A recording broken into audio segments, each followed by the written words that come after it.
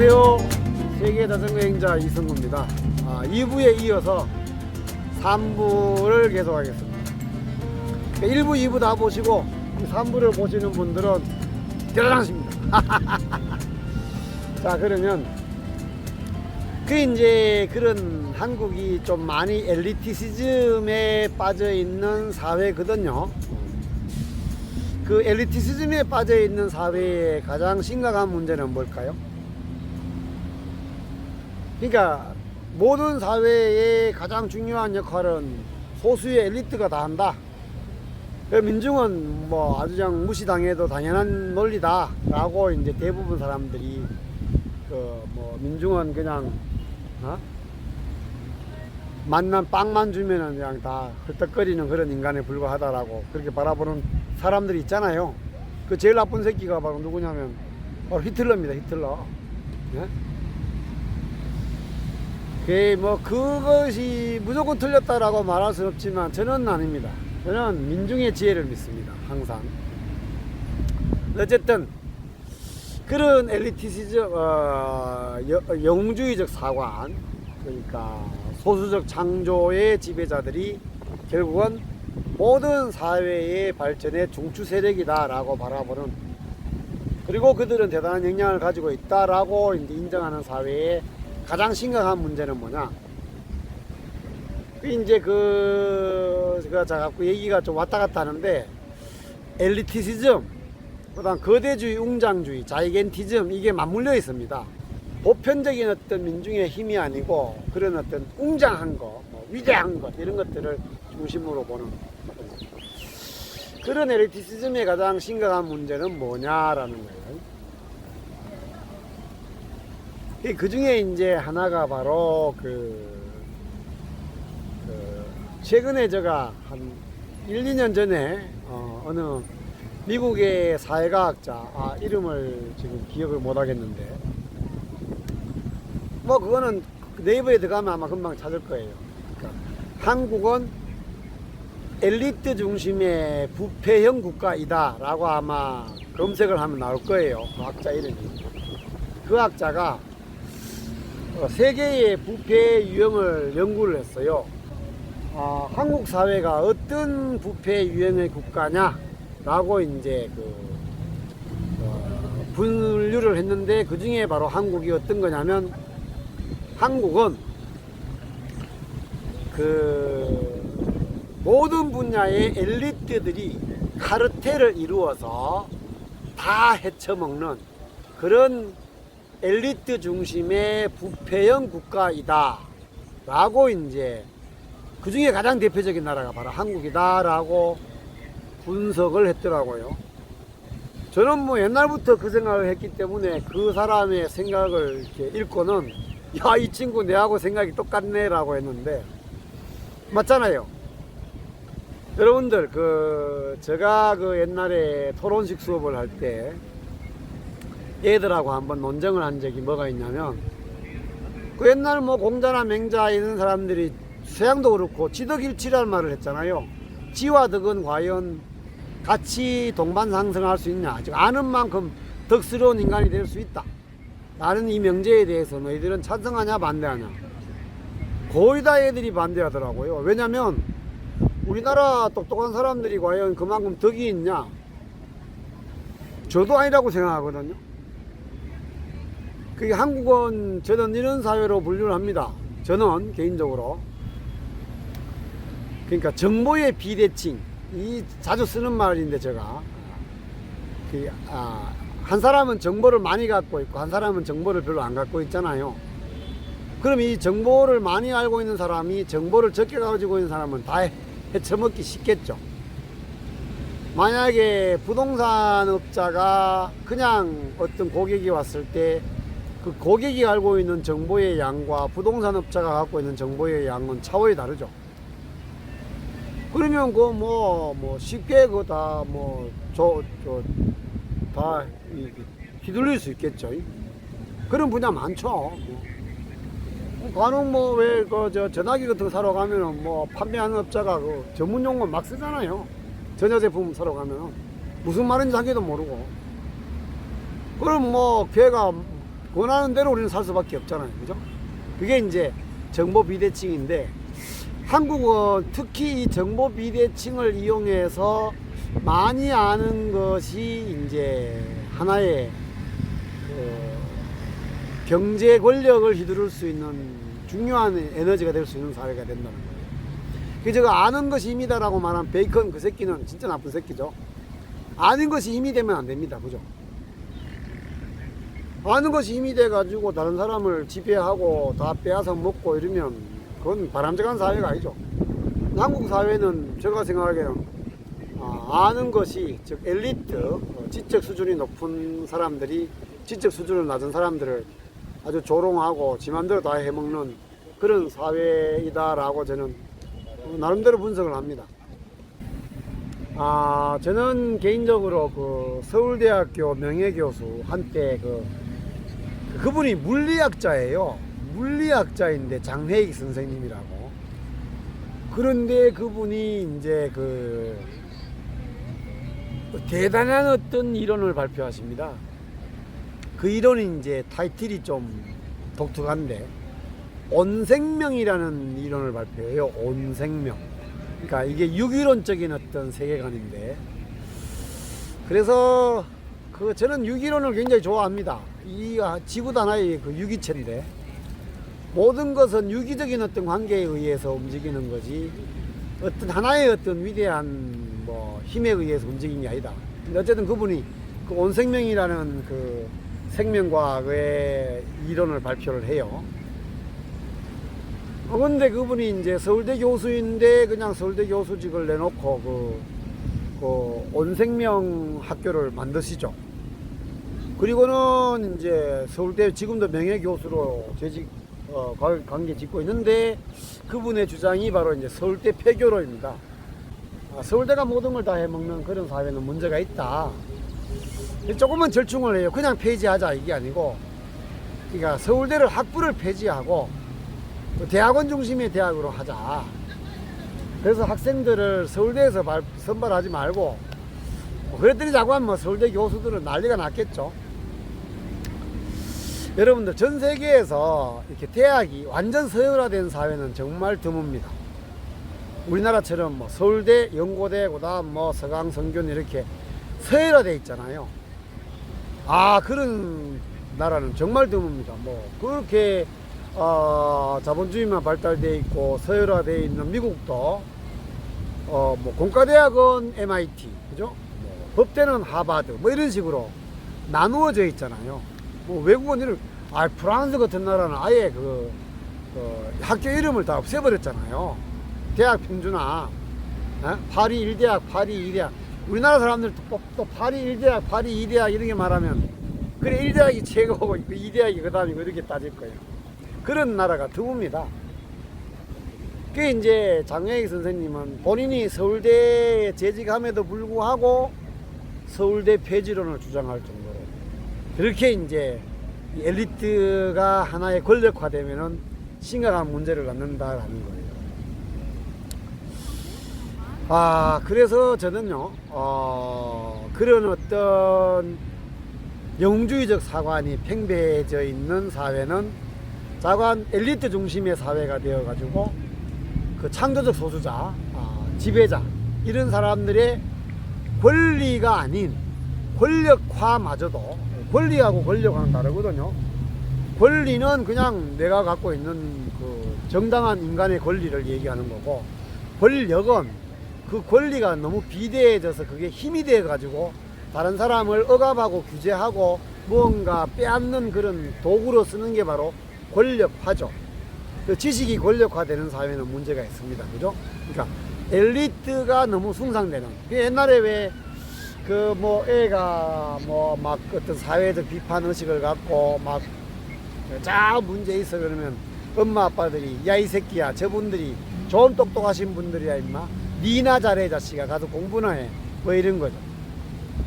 그게 이제 우리나라 사람들이 대부분 갖고 있는 그런 교육관인데, 그러니까 이제 똑똑한 사람들은 조금 문제를 일으켜도 괜찮다라고 바라보는 게 이제 문제, 그런 문제를 갖는 겁니다.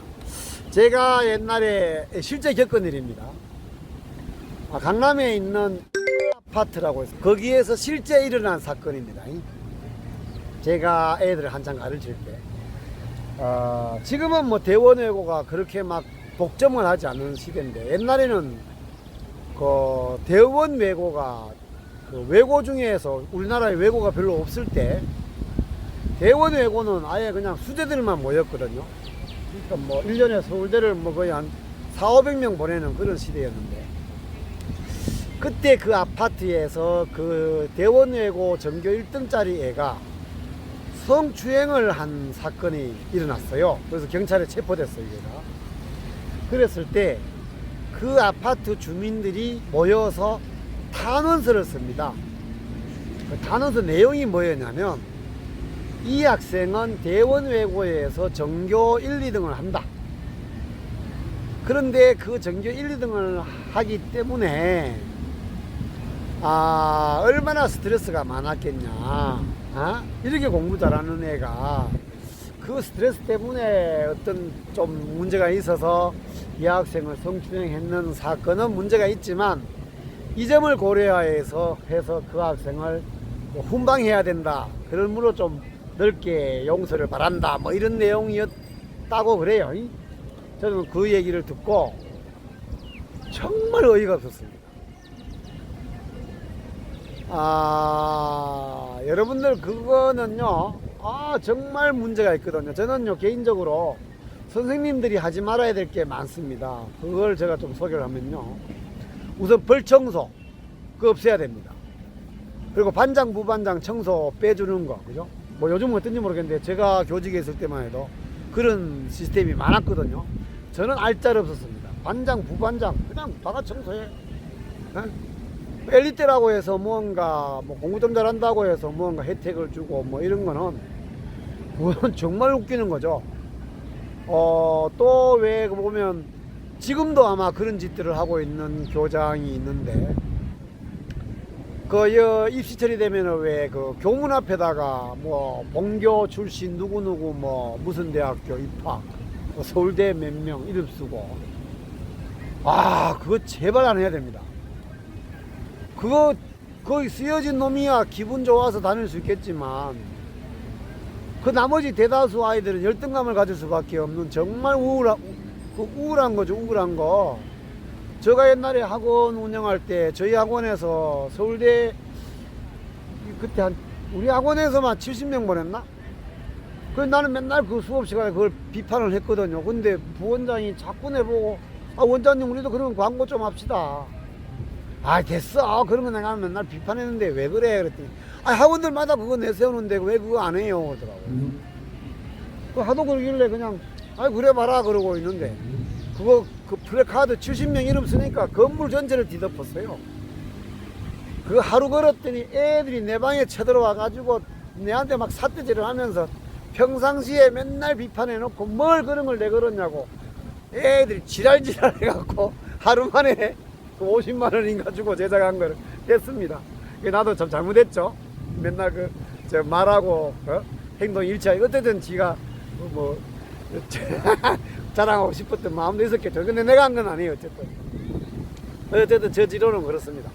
그래서 그 엘리트 중심의 교육, 이거는 우리가 좀 많이 바꿔야 될 태도예요. 공부를 잘한다는 것은 그 인간의 한 특징일 뿐입니다. 그죠? 공부 잘한다고 해서 다 다른 걸 다 잘할 거다라고 있는 것은 저는 그건 좀 잘못된 것 같아요. 저는 개인적으로 IQ보다 EQ가 더 중요하다고 생각하고, 더 중요한 건 저는 SQ입니다. Sympathy Quotient. 공감 지수. 예? 다른 사람에 대해서 공감을 못하는 인간들, 그거 참 문제 있겠죠. 만약에 Intellectual Quotient, 이성적 사고만 발달되고 Sympathy Quotient가 발달되지 않은 인간, 이건 문제 있는 인간이에요. 굉장히 이기적이 될 수밖에 없는 그런 야비한 놈이 되겠죠. 어쨌든 그래서 영주인은 그렇게 많은 문제점을 갖습니다. 저는 개인적으로 역사의 발전의 동의는 민중의 힘이 더 강하다. 물론 정답은 아까 전에 말한 대로 아놀드 토인비의 그 변증적 사고가 맞습니다. 그러나 두 개를 대립적으로 놓고 본다면 역사 발전의 주체 세력은 누구냐? 바로 민중의 힘입니다. 여러분들 솔직히 우리나라 민주화의 발전의 과정은 지배자가 스스로 개혁을 해서 바꾼 적이 있습니까? 프랑스 대혁명도 과연 소수의 엘리트가 만들어냈습니까? 아니잖아요. 그거는 대다수의 민중의 에너지입니다. 그러면 제가 왜 지금 이 얘기를 이 사랑의 동상, 사랑의 공원에 와서 이 동상을 앞에서 이 얘기를 하냐? 자, 제가 이제 오늘 여기 오면서 여기 현지인들한테도 묻고 또 교민들한테도 물어보니 이 동상을 만들 때 여기 시민들도 어마어마한 사람들이 반대를 했대요. 저도 그걸 예측을 했습니다. 예측을 했는데, 자, 여러분들 만약에 뭐 제가 그렇다고 해서 페루가 대단한 나라다, 이거 하나 때문에 뭐 페루가 대단하다 이렇게 인정하는 건 아닙니다. 이런 것도 주장이 될 수 있다는 얘기예요. 자, 어느 나라를 갔는데 그 나라의 가장 중심 거리에 여러분들 옛날에 우리나라의 광화문 앞에 있었던 동상은 세종대왕은 없었습니다. 그죠? 뒤에 이제 만든 게 세종대왕이고 원래는 이순신 장군만 있었어요. 자, 내가 A라는 나라를 갔는데 그 나라의 가장 중심부에 뭐가 있냐면 총을 들고 있는 장군이 딱 서서 있다, 또는 칼을 차고 있는 장군이 서 있다. 이 나라는 전쟁을 자주 한 나라구나. 에? 이거하고 뭐 책을 들고 있는 학자가 있다, 또는 여기처럼 그냥 감나물려 장삼이 이사 필부 전혀 엘리트가 아닌 또는 위대한 요소가 전혀 없는 일반 민중이 저렇게 딥기스를 하고 있는, 사랑을 나누고 있는 동상이 있다. 그럴 때 그 나라에 대한 생각이 어떤 생각이 들까요? 이게 더 멋지지 않습니까? 그 착한 서민들이 서로 자기의 그 감정을 마음껏 표현하고 아름다운 그 사랑을 나눌 수 있는 그런 평화로운 나라다 우리는, 라고 보여주는 게 더 훌륭한 나라 아닐까요? 역사 사회의 중심이 되는 것이 뭐 제 생각을 너무 극단화하면은 그 무정부주의, 아나키즘. 근데 여러분들 그 아나키즘을 우리가 무정부주의라고 번역하는 것도 그것도 상당히 좀 문제가 있습니다. 세계인들이 그렇게 오해를 많이 하고 있더라고요. 아나키즘을. 다른 나라 애들도 마찬가지예요. 근데 우리나라도 그걸 무정부 상태다 이 말은 굉장히 혼란스럽다 이런 거잖아요. 그런 게 아니고, 원래 아나키즘은 그 어떤 권력자나 권력이 하나에 집중되지 않고 절대 다수의 민중들이 스스로 잘 삶을 영위해가는 공동체적인 삶. 그 전 세계에 많은 나라의 그 아나키스트들이 있죠. 걔들이 뭐 정부를 뭐 없애자 이게 아니고 그 공동체적인 삶을 살겠다는 거예요. 그냥 나중에 이 그 아나키즘에 대해서 제가 한번 또 실제로 경험한 것을, 여행하다가 경험한 것을 좀 말씀을 드리겠습니다만은, 그 욕구는 보장하되 욕망이나 권력화를 최대한 저지하는 사회가 바로 아나키즘입니다. 그래서 그 아나키즘의 정확한 번역은 공동체주의라고 해야 될 것 같아요. 무정부주의라는 그런 부정적인 용어로 번역하는 것은 잘못됐는데, 그래서 어떤 사회가 소수적 지배자의 논리에 의해서 마구 권력화되고 움직이는 그런 사회가 아니라 절대 다수의 인간다운 인간들이 다수가 서로 협력하면서 조화롭게 잘 사는 그런 민중 중심의 사회가 더 이상적이다, 라는 겁니다.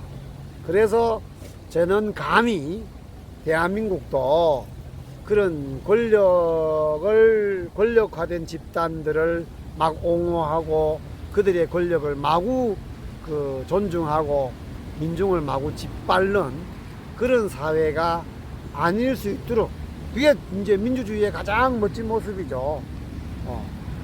그래서 이왕이면은 지금부터 주장이 조금 너무 격렬한데, 아마 이제 끝까지 처음부터 이 영상을 다 보신 분들은 아 그래 뭐 그렇게 생각한다면은 그럴 수도 있겠다 할 것 같은데요. 광화문에 내가 그렇게 존경하는 세종대왕, 그리고 우리가 일본에 대한 어마어마한 그 반감정이 있잖아요. 그거에 반대급부로 이순신 장군이, 저도 뭐 이순신 장군은 정말 대단한 사람이죠. 존경을 하는데, 그런 어떤 엘리트나 그런 무인이 칼을 차고 세종로에 서 있는 것보다는 정말 그 청춘 남녀가 딥키스를 하는 아름다운 그 사랑의 동상을 이거보다 더 야하게 동으로 만든 아주 그냥 유격적인 그런 동상을 서울 중심부에 설치를 하면 어떨까 하는 생각을 여기에서 감히 한번 얘기해 보는 겁니다. 제 얘기가 조금 너무 과격해서 또 받아들이시는 분들 중에는 굉장히 네거티브하게 저를 비판적으로 바라볼 수도 있을 것 같은데, 그냥 한번 이 얘기가 옛날부터 제가 하고 싶었던 얘기인데, 독특한 이 파르케 데 아모르에 와서 한번 얘기를 해봤습니다. 얘기가 너무 길어서 절대 다수의 사람들이 참 너무 진지해 저 새끼라고 또 욕할지는 모르겠습니다만은, 제 그 채널의 특징이 그겁니다. 그냥 여행지에서 뭐 이런 게 있어 뭐 저런 게 있어 라는 게 아니라, 이왕이면 어떤 사회의 문화를 보고, 이왕이면 조금 철학적이고 인문학적인 어떤 소양과 결부지어서 한번 얘기를 나눠보자 라는 게 이제 제 채널의 유튜브 채널의 특징이니까, 뭐 그런 게 싫으신 분들은 그냥 구독 취소하시고, 그런 게 좋으신 분들만 모여서 같이 한번 또 뭐 저 얘기에 관심이 없어도 구독하셔도 좋아요. 그리고 뭐 댓글에 반대 댓글 또 다셔도 됩니다. 저는 뭐 토론을 좋아하는 사람이라서.